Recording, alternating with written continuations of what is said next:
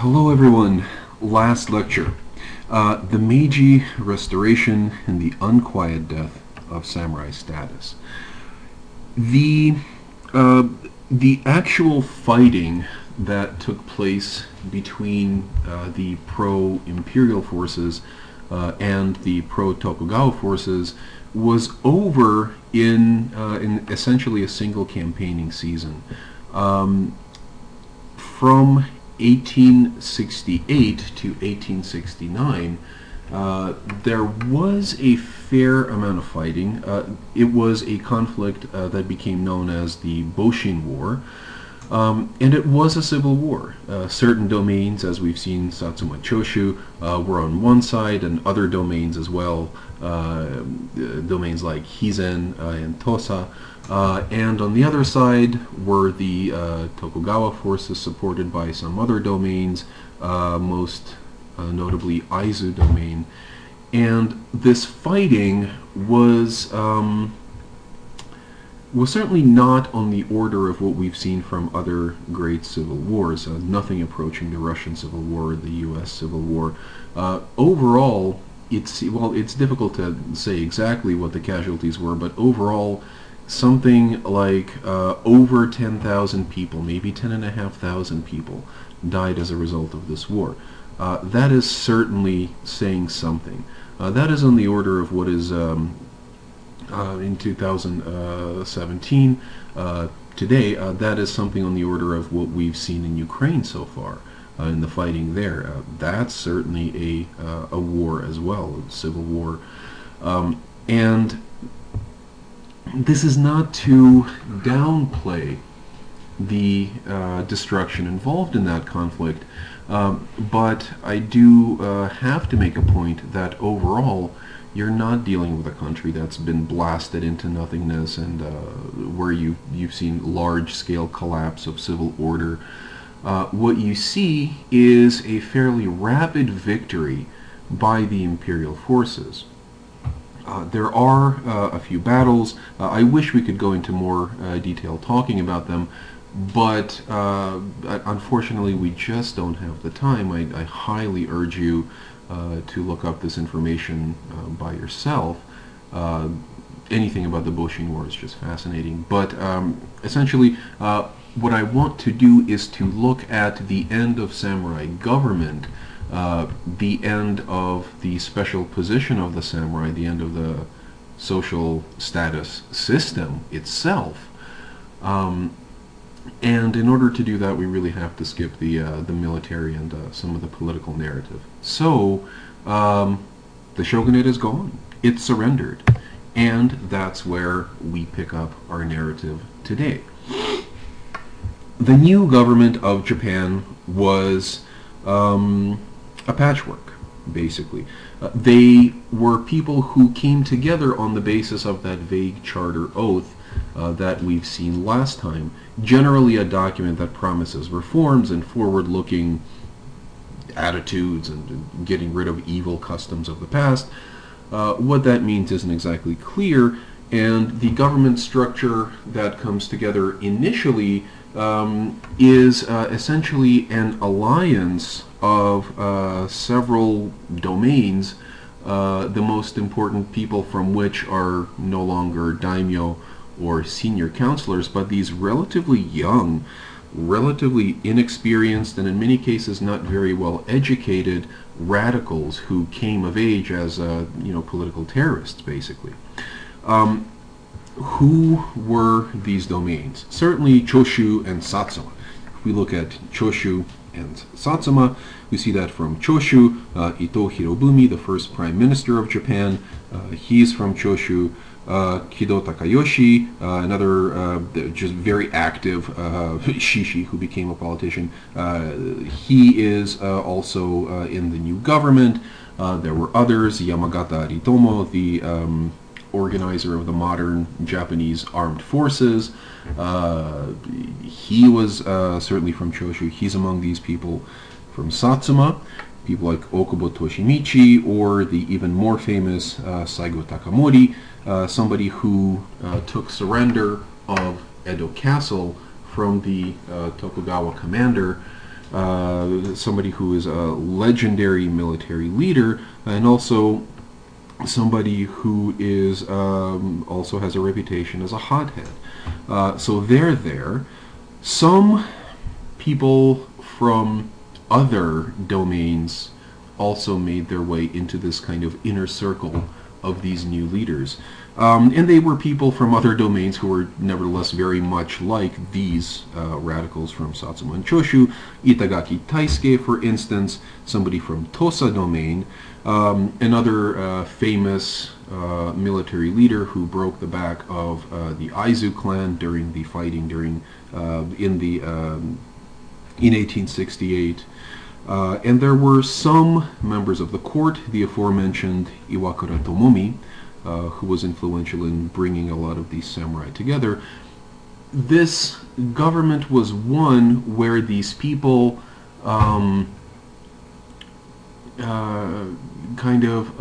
collaborated with each other. There was no one who can be said to be a true, to be somebody who dominated this imperial government in the same way that, for example, Lenin dominated the Russian revolutionary government. And it was, in many cases, an alliance. Or, as some critics called it, a clique, the Sacho clique, Satsuma and Choshu. And basically, minor players, but really what it is these two domains dominating the government of the entire nation, now isn't it? Or so the argument against these people went.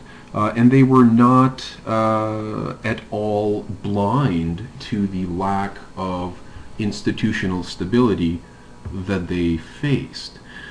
For this and for other reasons, the Meiji oligarchs, as they increasingly became known, this is the Meiji period, basically in the reign of Emperor Meiji. That's why this is the Meiji Restoration and the Meiji government. They promised a constitution. They promised an imperial constitution that would bind the government together, and this constitution was eventually promulgated in the late 19th century, and it gave to Japan, the emperor bestowed upon Japan 2 houses of parliament and various other government institutions, as well as the right to vote for certain property-owning males. Later that was broadened to all males, and then after the defeat of Japan in World War II, it was basically this suffrage was made universal, and then women could vote. That process began here in the immediate aftermath of the Meiji Restoration, with these Meiji leaders seeking to somehow gain the wider support of the population, especially after winning what really was a civil war. And in many ways, the early Meiji period was a tough one.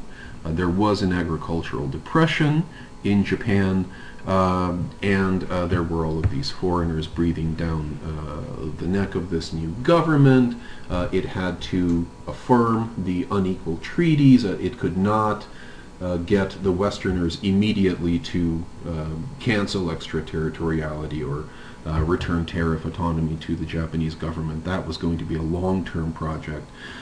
So this court was beset by problems and by this kind of lack of popular support in some ways, but in some ways it did enjoy a fair amount of support, and here I think it's impossible to overstate the importance of the emperor.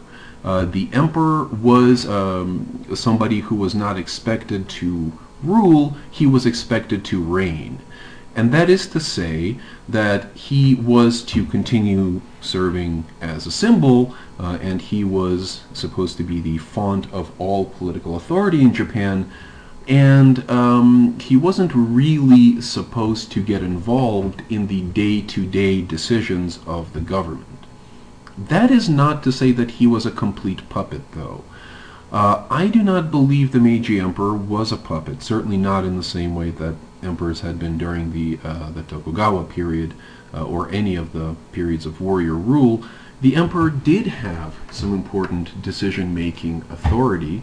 I think it is significant that it was, for example, the emperor who made the decision to surrender to the Allies at the end of World War II.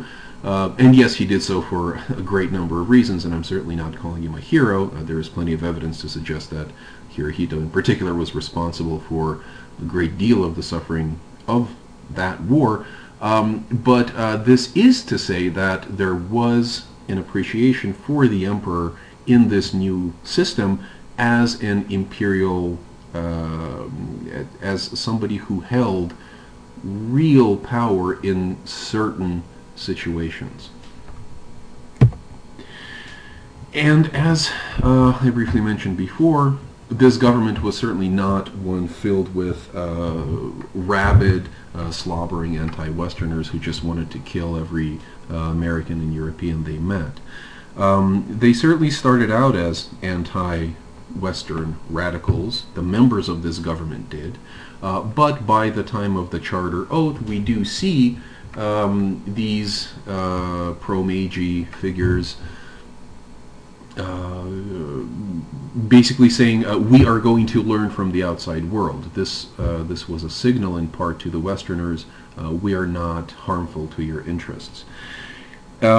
Western science, including certainly the hard sciences and military sciences, but also social sciences, systematic study of history, systematic study of rhetoric, of philosophy, and of foreign languages. All of these things were greatly appreciated by the Meiji oligarchs, and it must be said, were greatly appreciated by a wide spectrum of Japanese, including samurai and commoners.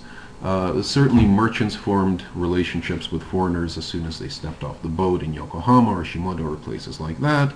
And the samurai were very interested to learn from the West, and even before the collapse of the Tokugawa, there had been missions sent to the West, both diplomatic and cultural missions, to kind of get the lay of the globe, so to speak, and to gain information about the outside, and to bring useful bits of that information back to Japan and put it to work. Western learning became in many ways synonymous with learning, period.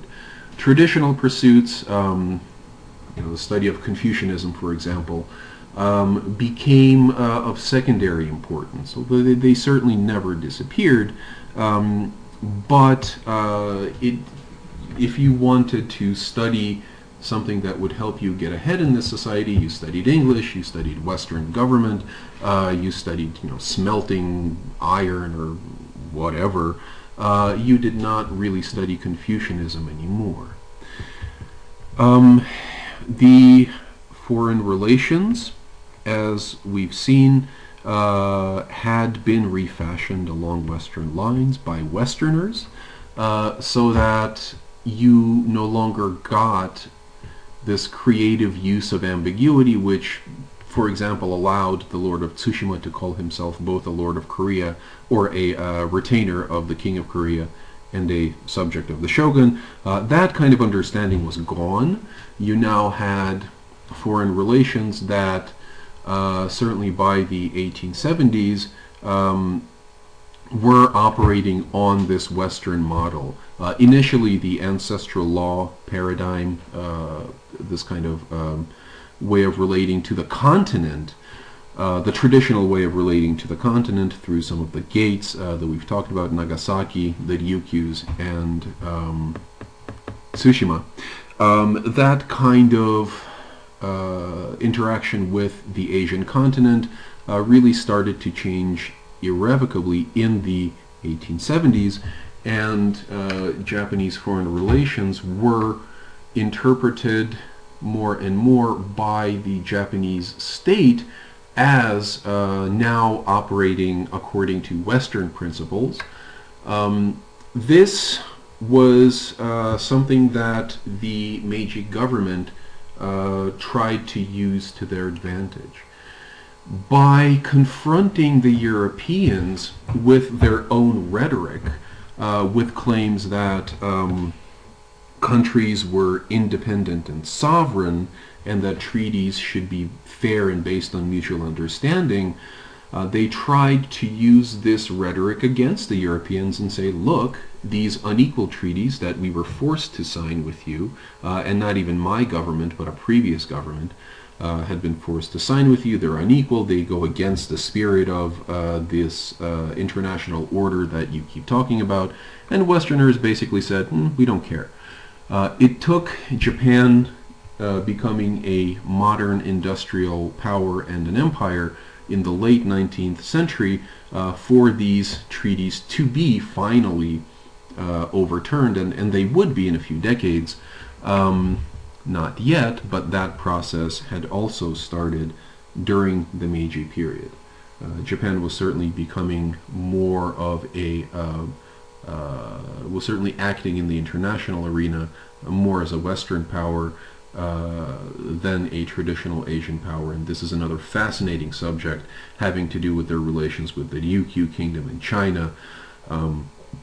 Unfortunately, we really don't have time to go into this very much, but once again, I urge you to find out this information on your own. Industrialization, modernization in the economy, modernization in education, modernization in many ways, these became the bedrock of the Japanese modern experience in many ways. Japan quickly, well, I don't know about became, quickly started becoming an industrial and urban power.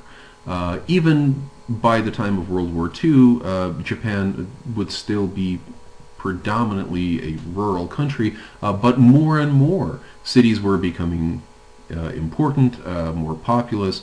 That process that first started during the Edo period really picked up steam during the Meiji period, this process of urbanization, in part because of industry.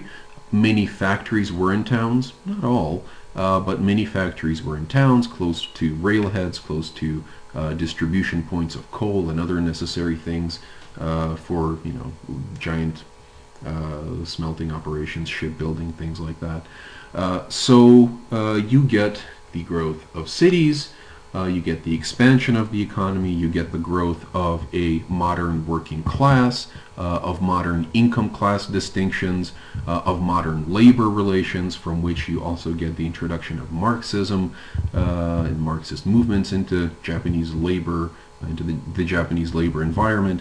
And all of these events stemmed from the Meiji Restoration, with these Meiji oligarchs deciding that modernization, industrialization, this was the way to go.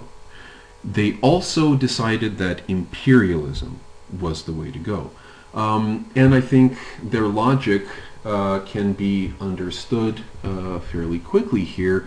If we are going to stand up to the Europeans, then we need to behave like the Europeans. They have empires, we need empires.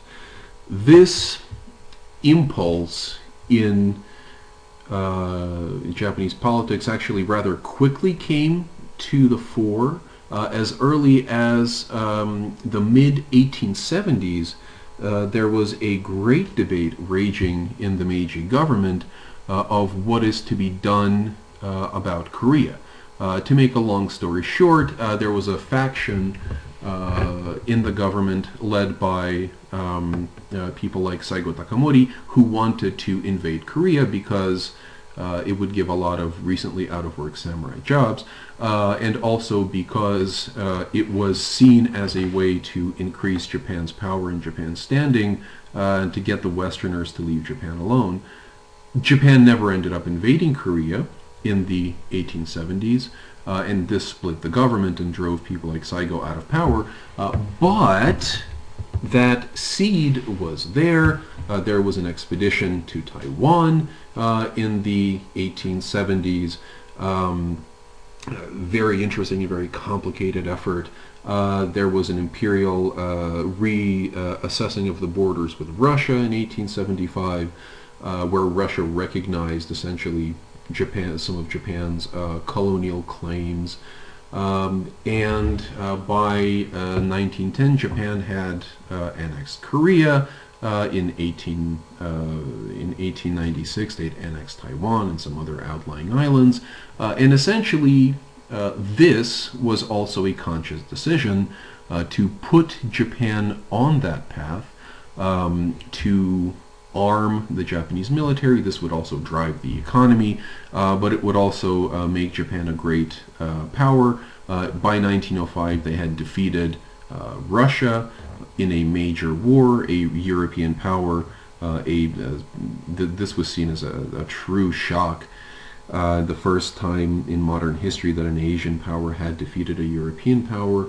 And these were all conscious decisions which the Meiji oligarchs took, the results of conscious decisions which the Meiji oligarchs took, in order to try to remake Japan along Western lines in a way that helped bolster Japanese military preparedness.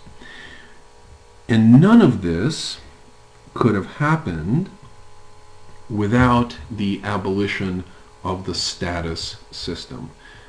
So if we think about it, these Meiji leaders, who were themselves samurai, believed that the only way that Japan could become a modern power was to abolish the social system, which basically meant abolishing themselves. These samurai were agreeing to stop being samurai.